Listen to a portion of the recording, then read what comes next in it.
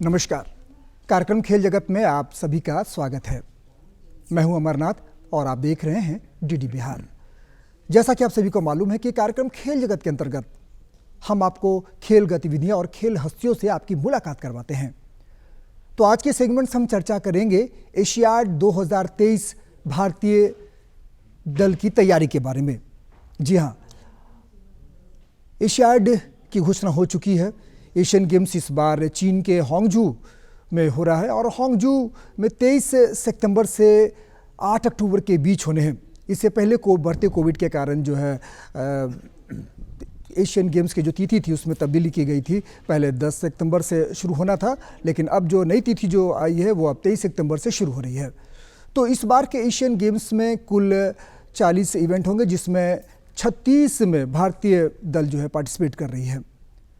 Hangzhou के 56 शहरों के खेल मैदानों पर ये आयोजन होंगे और हम सभी की नज़रें जो है इस बार भारतीय दल पर है।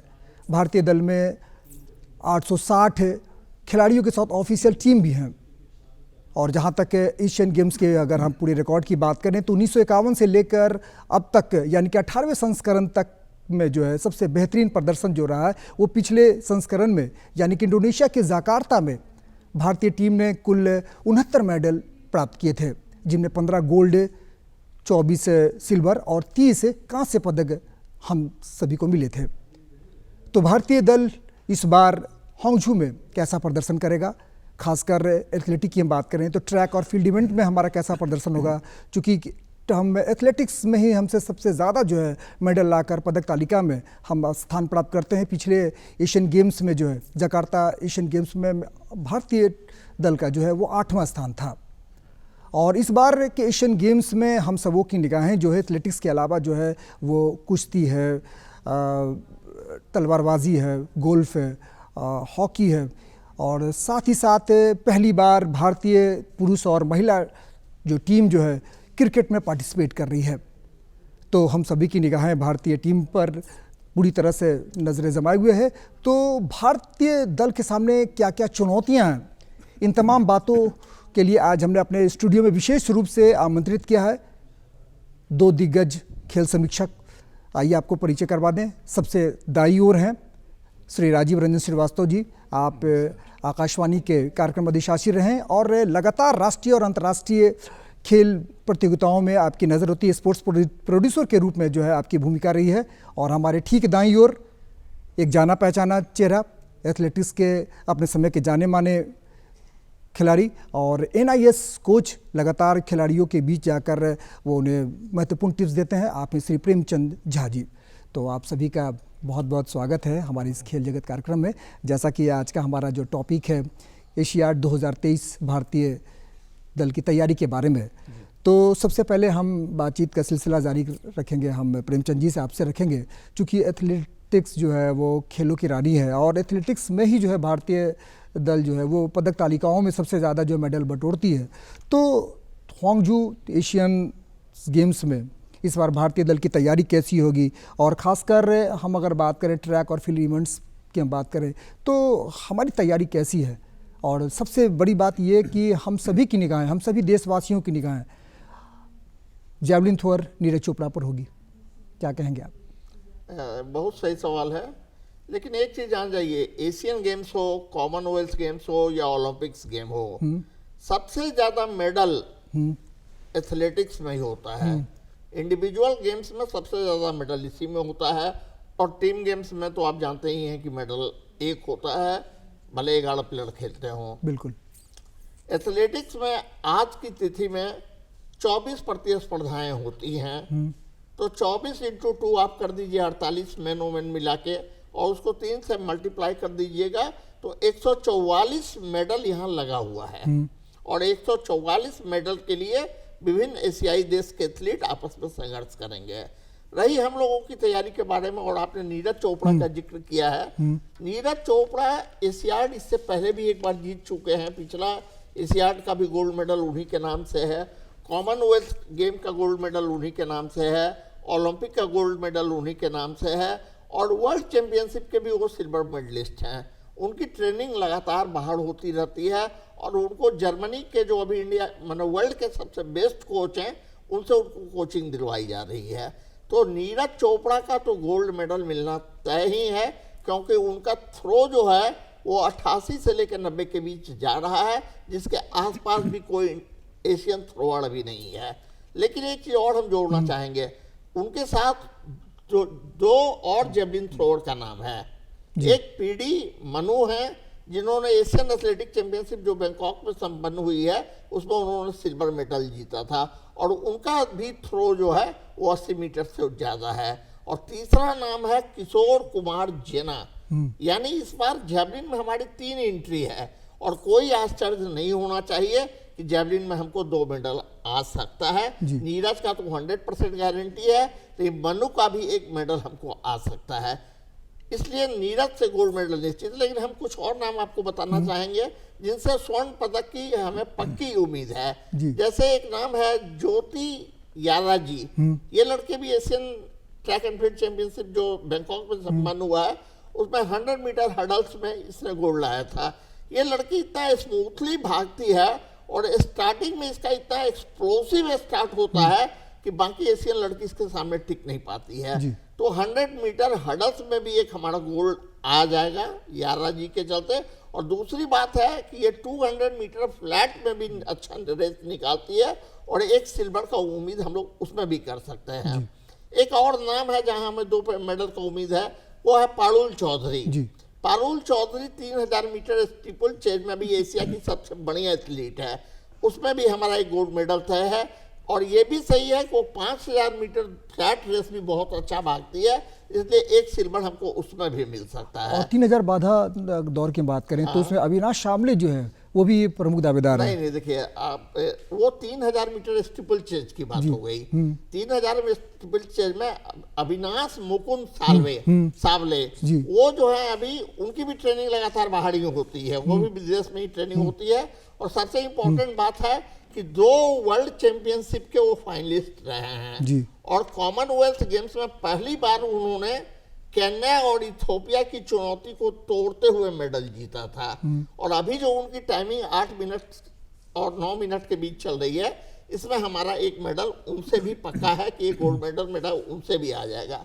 और सबसे बड़ी बात हम आपको बता रहे हैं कि 1951 से लेके अभी तक के सारे संस्करण को आप देखिएगा, हमारे थ्रोअर्स का जवाब नहीं है।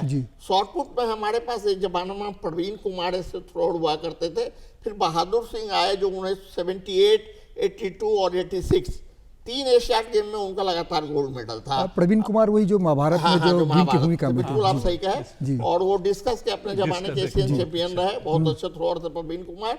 तो अभी जो है तजिंदर पाल सिंह तूड़, इनका 21 मीटर से ऊपर का थ्रो है जो अभी कोई एशियन थ्रोअर नहीं कर रहा है। तो एक गोल्ड मेडल हमारा शॉर्टपुट में भी निश्चित है। और उसके अलावा एक और नाम है जो हम बताएंगे कि एक यूपी का एक गरीब घर का लड़का निकलता है और अपनी मेहनत तथा सरकार की नीतियों के चलते आज वो एशिया का स्टार बना हुआ है, वो है अजय कुमार सरोज। 1500 मीटर में जो उसकी टाइमिंग चल रही है अभी, उसमें भी हमको एक स्वर्ण पदक पक्का नजर आ रहा है। और 800 मीटर में केसी चंदा भी जो है, नहीं 800 मीटर केसी चंदा जो है ना, उससे आप गोल्ड का उम्मीद नहीं कर सकते। उसकी जो टाइमिंग चल रही है ना, उसमें केसी चंदा 800 मीटर में सिल्वर मेडल जरूर फंसा देगी।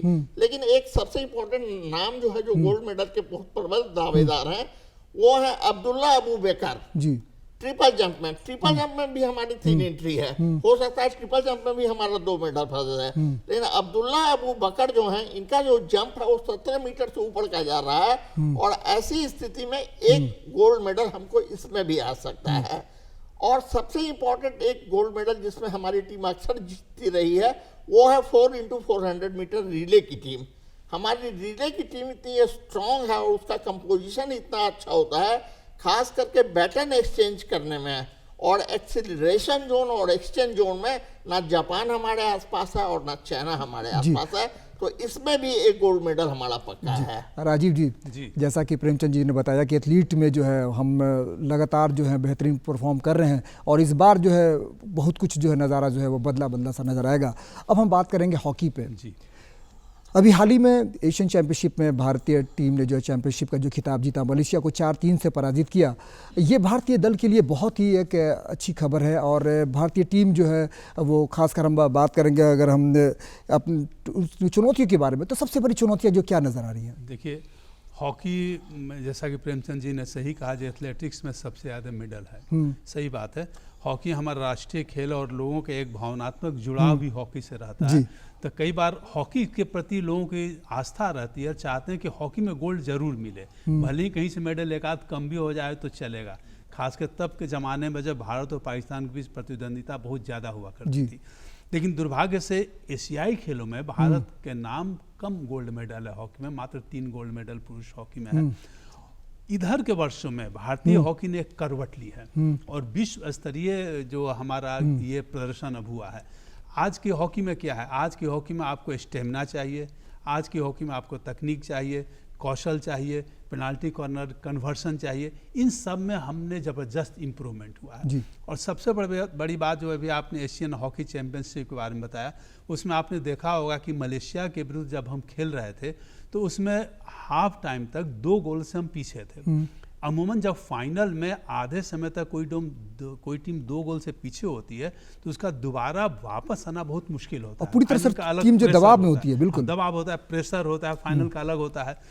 लेकिन पहले दबाव में हमारी टीम बिखर जाती थी, अब हम लोग कहते हैं कि दबाव में निखर जाती है। बिल्कुल।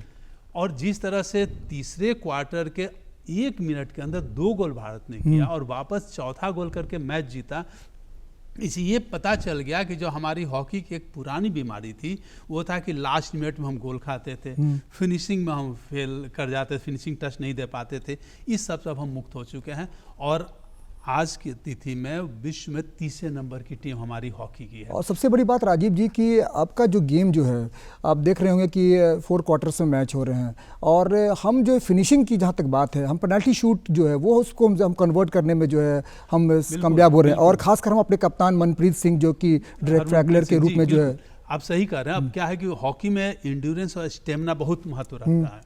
स्टेमिना अगर आपके पास है और दूसरी चीज नई आई है भारतीय हॉकी में, वो स्कूप करके पास देने की, लॉन्ग स्कूप। पहले इसके लिए कॉन्फिडेंस चाहिए कि आप बहुत दूर खिलाड़ी को स्कूप करके हम सटीक पास दे सकते हैं। आज आप दे सकते हैं। तो एशिया में तो कोई टीम भारत के करीब नहीं है, बिल्कुल। इसलिए 1 गोल्ड मेडल पुरुष हॉकी में तो आप निश्चित रख लीजिए। महिला हॉकी में चीन और जापान से भारत को चुनौती शुरू से मिलती आ रही है और इसलिए 82 के बाद हम गोल्ड मेडल नहीं जीत पाए थे। लेकिन आज की तिथि में वर्ल्ड रैंकिंग में 8वें स्थान पर भारत है और बाकी एशियन टीम 10, 11, 12 नंबर पर है। इसलिए इस बार महिला हॉकी में भी गोल्ड मेडल आएगा, इसमें पूरा लोगों को उम्मीद है और हमें भी उम्मीद है, क्योंकि इधर हाल के वर्षों में यूरोपियन टूर में भी महिलाओं ने बहुत अच्छा प्रदर्शन किया। इसलिए 2 गोल्ड मेडल आप हॉकी से मान के चले और कुछ अप्रत्याशित ना हो जाए तब। जी, अब तक का जो एशियन गेम्स का रिकॉर्ड है खासकर महिला हॉकी में, कोरिया ने 4 बार और चाइना ने 3 बार, और भारतीय टीम जो महिला टीम जो सिर्फ एक बार 1982 एशियन गेम्स में जो पहली बार जब हुआ था तो आपका जो गोल्ड मेडल ली थी। तो इस बार काफ़ी उम्मीदें हैं भारतीय महिलाओं से जी। कि इस बार जो विश्व कप में भी आप देखिएगा, या चीन देखिए, चीन अभी 10वें नंबर पर है वर्ल्ड रैंकिंग में, भारत 8वें नंबर पर है, जापान 11वें पर है, या कोरिया 12वें पर है। तो इस दृष्टिकोण से अगर हम देखें, जिस तरह से फॉर्म में अभी जैसे रानी रामपाल का या फिर सविता पुनिया जो हमारी कप्तान है, गोलकीपर हैं, वो वर्ल्ड क्लास के गोलकीपर हैं, आपको वंदना कटारिया हैं, फॉरवर्ड में बहुत फास्ट खेलती हैं। तो ऐसे खिलाड़ी अगर फॉर्म में रहें, देखिए हॉकी काफ़ी तेज खेल है, किसी भी दिन थोड़ा सा भी अगर आपका फॉर्म कमज़ोर हुआ तो गेम बराबर या हारने का भी डर रहता है। तो मैच के दिन आपको उम्दा फॉर्म में होना चाहिए। आप चीन कोरिया को ऐसे हल्के में नहीं ले सकते हैं। और जो रक्षात्मक शैली जो है अब वो बिल्कुल अब जो है अटैकिंग गेम की ओर आ गया, तो आपको शुरुआत से ही जो है आपके अपने ओपोनेंट पर जो है हावी होकर attack is the best form of defence अगर कहीं सही में लागू है तो हॉकी में है। जी प्रेमचंद जी, तैराकी की हम बात करें, 1951 से अब तक के एशियाड गेम में अगर हम जो है अब तक सफलता जो हमें तैराकी में मिली है वो 1986 के सियोल एशियाड में मिली है। आपको खजान सिंह जो कि सिल्वर मेडल प्राप्त किए थे। तो इस बार जो भारतीय दल जो है 21 दल इसमें शामिल है तैराकी में, जिसमें कि 12 जो है पुरुष हैं और 9 महिला हैं। तो क्या उम्मीदें लगती हैं, खासकर जो मेंस में अगर हम बात करें तो नटराजन हैं, साजन प्रकाश हैं। देखिए तैराकी ऐसा है कि तैराकी में आप यदि 1951 से लेकर के अभी तक आपने जिक्र किया है, तो जब खजानसी का भी मेडल आया था ना, तो वो भी लगातार 2 साल विदेश में ही रह करके प्रशिक्षण प्राप्त किए थे। और हमारे किसी भी तैराक में ये दम नहीं है। साउथ एशियन गेम तक हम लोग चल सकते हैं, लेकिन जापान, कोरिया, चाइना, इसका स्विमर हमसे हर मामले में अच्छा रहा है और आज भी अच्छा है। हमारे यहाँ स्विमिंग का जहाँ तक आप बात कीजिएगा, स्विमिंग भी आज भी हमारे पास बहुत ज़्यादा इंफ्रास्ट्रक्चर नहीं है। हमारे यहाँ आज भी जो है एयर कंडीशन स्विमिंग पूल बहुत कम है। बहुत स्टेट तो ऐसा है जिसमें आपका बिहार भी है जिसके पास अपना एक स्विमिंग पूल तक नहीं है, और सही प्रशिक्षक भी नहीं मिलेंगे। सही प्रशिक्षक भी नहीं, कोचेज भी कम है, कोचेज भी कम है, NIS कोचेज भी स्विमिंग में बहुत कम है। और सबसे बड़ी बात है ना कि स्विमिंग अब एक टेक्निकल चीज हो गया है। हमारे यहाँ जो बच्चे अभी इंडिया में तैरते हैं वो या तो तालाब में तैरते हैं या तो नदी में तैरते हैं, उसके बाद उनको हम लोग कन्वर्ट करते हैं। मैंने एक बेसिक सबसे बड़ी बात है राजीव जी और प्रेमचंद जी, हमारे बात से आप सहमत होंगे कि हम अब भारत में और विदेशों की बात करें तो भारत में जो बच्चों को जो है शुरुआत में 5 वर्ष से ही जो उन्हें अडॉप्ट कर लिया जाता है, उनको ट्रेनिंग दी जाती है उनके स्किल्स पे। इसमें एक नहीं, भारत में 5 साल में नहीं अडॉप्ट किया जाता है। बाद में विदेशों की बात हम कर रहे हैं, विदेशों में मैं बात कर रहा हूँ, और यहाँ पर 12 साल पे जो 12 साल में, तो ये 7 साल का गैप जो होता है ये बहुत बड़ा हो जाता है। बॉडी डेवलप कर गया रहा है, बहुत ज्यादा आप चेंज नहीं ला सकते और उसको टेक्निकली आप नहीं वैसे कर सकते हैं। और दूसरा एक सबसे बड़ा इंपॉर्टेंट बात है कि यूरोपियन बच्चा जो होता है ना, उसका ग्रोथ हमसे ज्यादा होता है। आप याद कीजिए कि 16 साल की उम्र में बोरिस बेकर विंबलडन चैंपियन हो जाता है, जबकि 16 साल में हमारे यहाँ का बच्चा कुछ ज्यादा कर भी नहीं पाता है। तो उनका ग्रोथ भी ज्यादा होता है, उनका जेनेटिक परफॉर्मेंस भी हमसे ज्यादा है।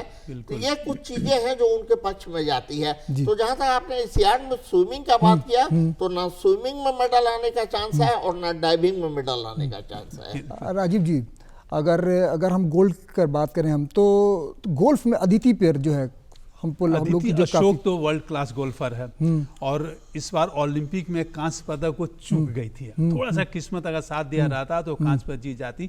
और इधर यूरोपियन टूर में भी उन्होंने बहुत अच्छा प्रदर्शन किया है, लगातार जो खेल रही हैं।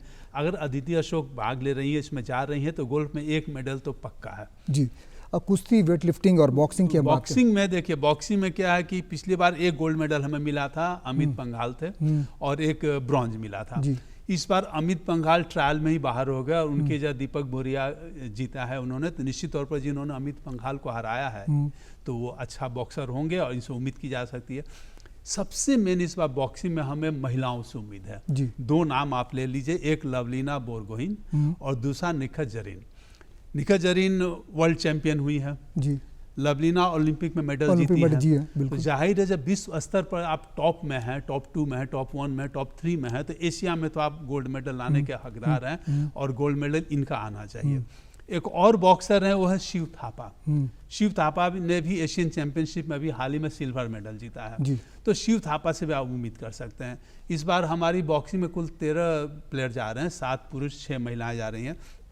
तो देखिए बॉक्सिंग में क्या होता है कि बहुत कुछ ड्रॉ पर निर्भर करता है। अगर थोड़ा फेवरेबल ड्रॉ आ जाए तो इन 3-4 के अलावा भी 3-4 मेडल हमें मिल जाएंगे जी। प्रेमचंद जी, थोड़ा सवाल जो है ये एशियाड से थोड़ा सा लेकिन इससे जुड़ा हुआ है सवाल ये, हम कुश्ती की बात करेंगे। कुश्ती में जिस तरह से अपने देश में अभी जो इस तरह के मामला अभी चल रहे कुश्ती पहलवानों और फेडरेशन के बीच में, तो जो उठापटक जो हो रही है, तो इस पर क्या खिलाड़ियों के प्रदर्शन पर भी तो प्रभाव पड़ेगा? नहीं, देखिए निश्चित रूप से ये भारतीय खेल का काला अध्याय है, हम इसको कहेंगे कि खिलाड़ी और फेडरेशन जो होता है ना, वो प्लेयर्स का माँ बाप होता है। तो खिलाड़ी और फेडरेशन में जो टकराव हुआ और जिस तरह से इसकी राजनीति चली, ये कुश्ती खेल के लिए बहुत ही अशुभ हुआ है। और इसका असर खेल पर दिखाई देगा। खेल पर दिखाई दे रहा है और देगा। हमारे प्लेयर्स भी डिस्टर्ब हुए हैं, फेडरेशन में भी जो काम करने वाले अधिकारी हैं उनको भी बुरा लगा है। लेकिन कुश्ती एक ऐसा खेल है जिसमें एशियन गेम में हमें सफलताएं मिलती रही हैं। हमारे पुरुष पहलवान अच्छे हुए हैं, सतपाल हमारे यहाँ से बहुत अच्छा हुआ है, नरसिंह हमारे यहाँ से। हमारा ट्रेडिशन एशियाड में कुश्ती में अच्छा है, लेकिन कुश्ती में ईरान की भी टीम बहुत ही मजबूत है जी। तो कुश्ती में चुनौती मिलेगी, लेकिन फिर भी हमको लगता है कुछ मेडल्स कुश्ती में आ जाएगा। अंतिम पंघाल जो है, जो विनेश फोगट की जा रही हैं, उनसे इस बार बहुत अच्छी उम्मीद है। अंडर 20 विश्व का वही कुश्ती में उन्होंने बहुत अच्छा प्रदर्शन। और हाल के दिनों में अगर हम बात करें जिसमें कबड्डी में खासकर वर्ल्ड से लेकर तक एशियन गेम्स तक जो एशियन चैंपियनशिप तक जो है हमारा जो सैफ गेम तक जो है कुछ कबड्डी में हम जो है हमारी जो है बिल्कुल एक छत्र राज रहा है, लेकिन हाल के दिनों में कोरिया और से जिस तरह की टक्कर मिल रही है, देखिए कबड्डी में वो एक चुनौती होगी। आपको, हाँ कबड्डी बिल्कुल साफ है। कबड्डी 1990 से लगातार एशियन खेलों में शामिल है और हम लगातार स्वर्ण पदक जीत रहे थे। अपना खेल है, देशी खेल है, कबड्डी में हमें कौन हरा सकता है, लेकिन आप एकाधिकार बहुत अरसे तक नहीं रह सकता है। रोकेंगे कबड्डी में जो हमारा एकाधिकार टूटा उसका सबसे बड़ा कारण ये था, और हमें ईरान से जो चुनौती मिल रही है उसके पीछे कारण ये है कि ईरान टीम के जो मुख्य कोच हैं वो इंडियन है, वो इंडियन क्वालिफाइड कोच वहाँ गया हुआ है। जैसे यहाँ के कोचेस की पढ़ाई होती है वही NIS पटियाला से पढ़ करके गए, और उन्होंने इंडिया टीम की जितनी भी टैक्टिक्स थी और जितनी भी ट्रेनिंग थी और जितना प्लस पॉइंट था वो उन्होंने डिस्क्लोज किया, जिसका नतीजा था कि हम वहाँ गोल्ड मेडल नहीं निकल सके। लेकिन होता क्या है कि एक टूर्नामेंट के बाद जी नहीं, बिल्कुल आपने सही कहा। फिर प्रो कबड्डी लीग में भी चूंकि ईरान के प्लेयर आने लगे, इसका भी असर पड़ा। तो लगातार 7 गोल्ड मेडल जीतने के बाद आप देखिएगा कि जकार्ता एशियाई खेल में हम ग्रुप मैच में कोरिया से हारे और सेमीफाइनल में हम ईरान से हारे, और महिला कबड्डी में फाइनल में हम फिर ईरान से हारे। तो ये एक वेकअप कॉल था। हमें लगा कि हम लंबे समय तक कबड्डी में एकाधिकार नहीं रख सकते, हमको भी इन चुनौतियों का सामना करना चाहिए।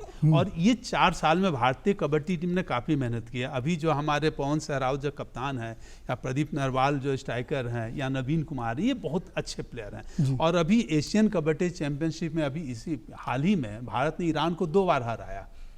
तो ईरान को जो सबसे मुख्य प्रतिद्वंदी है उसको आपने 2 बार हराया। तो इस बार एशियन खेलों में हम इतनी तैयारी के साथ जा रहे हैं कि पुरुष कबड्डी और महिला कबड्डी में गोल्ड मेडल ले आएंगे, और कुछ अप्रत्याशित नहीं हुआ। तो जी प्रेमचंद जी, अपने यहाँ अगर हम एथलीट की बात करें तो 1986 एशियन गेम के बाद PT ऊषा जैसी जो है स्प्रिंटर जो है फिर नहीं मिली, तो क्या कारण है कि? बिल्कुल सही बात आप बोल रहे हैं। 1986 एशियन गेम्स जो हुआ था सियोल में, उसमें हमारा 5 गोल्ड मेडल था। उस 5 गोल्ड मेडल में 4 गोल्ड मेडल जो था हमारा वो PT ऊषा का ही था। 200 मीटर, 400 मीटर, 400 लो हर्डल्स और 4x4 रिले, 4 गोल्ड मेडल हमें PT ऊषा के चलते ही आया था। अब वैसी बात नहीं है, लेकिन हमारे पास स्प्रिंटर अब उभर ही नहीं रहे हैं। 1-2 लड़के वही बताए सीखा, एक ये यारी जी एक उभर रही है, और कोई वैसा स्प्रिंटर ऐसा नहीं है जिसकी नाम की यहाँ चर्चा की जा सकी। मिडिल डिस्टेंस में हमारे पास अच्छे लोग हैं, लॉन्ग डिस्टेंस में हमारे पास अच्छे हैं, जंपर्स हमारे पास अच्छे हैं, थ्रोअर्स हमारे पास अच्छे हैं, लेकिन स्प्रिंटर नहीं है। और हाँ, एक बात हम आपको और भी कहना चाहेंगे कि 20 किलोमीटर वॉक में हमारी 3 एंट्री है। इसमें आकाशदीप सिंह हैं, परमजीत सिंह हैं, और एक और कोई एथलीट है। तीनों एथलीट ऐसा, विकास सिंह ने भी ब्रोंज मेडल एशियन चैंपियनशिप में जीता था। तो इस बार के एशियन एथलेटिक्स, इस बार का जो एशियाड होगा उसमें एथलेटिक्स में आपको ये दिखाई देगा कि एक इवेंट में हमारे 2-2 मेडल जीतने वाले आपको नजर आएंगे। बिल्कुल, ये पिछले 5-7 वर्षों के मेहनत का भी नतीजा और है। ये सबसे बड़ा आई कि हम इसके लिए जो है सबसे ज्यादा अगर हम थैंक्स अगर दें तो अपने माननीय प्रधानमंत्री जी को कि इन्होंने खेलो इंडिया जैसा स्कीम लाकर जो है, मेरा भी यही कहना था, माइलस्टोन जो साबित हुआ। देखिए खेल ऐसी चीज है कि आप एक दिन में रिजल्ट नहीं पा सकते। बिल्कुल, अभी हॉकी का जो कायाकल्प हुआ उसमें 10 वर्ष, बिल्कुल लॉन्ग टर्म प्लानिंग की जरूरत है। इससे एथलेटिक्स है या बॉक्सिंग है या रेसलिंग है, सबके पीछे जो खेलो इंडिया इनिशिएटिव से काम हो रहा है, आगे आने वाले समय में और अच्छा रिजल्ट। राजीव जी, बैडमिंटन में सात्विक और चिराग की जो जोड़ी इस समय काम कर रही है, इंटरनेशनल ओपन में उन्होंने गोल्ड मेडल जीता, इससे पदक उम्मीद हम कर सकते हैं। और अब हम बात करेंगे आपसे क्रिकेट के बारे में। अच्छा जी, क्योंकि क्रिकेट बहुत लोकप्रिय जो है एशियन गेम में शामिल है, और पहली बार जो है भारतीय टीम शामिल है, और बिल्कुल यंगस्टर टीम है इसमें। और इस यंगस्टर टीम से जो है खासकर ऋतुराज के जो नेतृत्व में जो टीम जो गई है, इसमें यशवी जायसवाल हैं, रिंकू सिंह हैं, तो आपको ये टीम कैसा लग रहा है? क्या लगता है कि ये मेडल के लिए, ये गोल्ड के लिए मेडल क्या है कि भारत को सीधे क्वार्टर फाइनल में खेलना है जी, लीग मैच खेलना नहीं है, महिला और पुरुष दोनों में। और पाकिस्तान, लंका, बांग्लादेश मुख्य प्रतिद्वंदी हैं, इन्हें भी सीधे क्वार्टर फाइनल में खेलना है। तो आप 3 अगर फाइनल तक जाते हैं तो आपको 3 मैच खेलना है, और जीत जाते हैं तो आप गोल्ड मेडल, नहीं जीते तो रजत पदक। भारत का मुख्य मुकाबला पाकिस्तान से ही है पुरुष में। विश्व कप क्रिकेट का समय उसी समय है, तो पाकिस्तान टीम भी अपनी 1 नंबर की टीम नहीं भेज पाएगी। हमने भी अपनी जूनियर टीम को भेजा है, लेकिन हमें फ़ायदा आईपीएल का मिलेगा। ये भले ही उम्र में कम है, जूनियर लग रहे हैं, लेकिन आईपीएल का इतना अनुभव इनके पास है कि ये पाकिस्तान के ऊपर भारी पड़ेंगे। पाकिस्तान के सीनियर टीम तो रहेगी नहीं। वुमेन्स टीम के बारे में खासकर वुमेन्स टीम का तिलक केकवाक होगा बहुत आसानी से। हरमनप्रीत कौर के ये अगुवाई में जो टीम जा रही है, और उसमें जिस तरह के हमारे प्लेयर स्मृति मंधाना ये सब हैं, वो बाकी कोई टीम नहीं टिकने वाली है। 3 मैच खेलना और गोल्ड मेडल जीत के लाना है। बिल्कुल। तो राजीव जी, प्रेमचंद जी, आपका बहुत बहुत धन्यवाद कि आज आपने एशियन गेम्स की तैयारी के बारे में जो अपनी बात रखी। उम्मीद करते हैं कि भारतीय दल जो है हांगझू में होने वाले एशियन गेम्स में जो है बेहतर प्रदर्शन करेगी। इस उम्मीद के साथ आपका बहुत बहुत धन्यवाद। धन्यवाद आपको। तो आज आपने एशियन गेम्स की तैयारी के बारे में चर्चा सुनी। उम्मीद करते हैं कि जो है भारतीय दल जो है अपना बेहतरीन परफॉर्मेंस देगी। तो इस उम्मीद के साथ अब पूरी टीम को दीजिए इजाज़त, और अगले अंक में हम फिर किसी नए विषय और विशेषज्ञ के साथ शामिल होंगे। नमस्कार।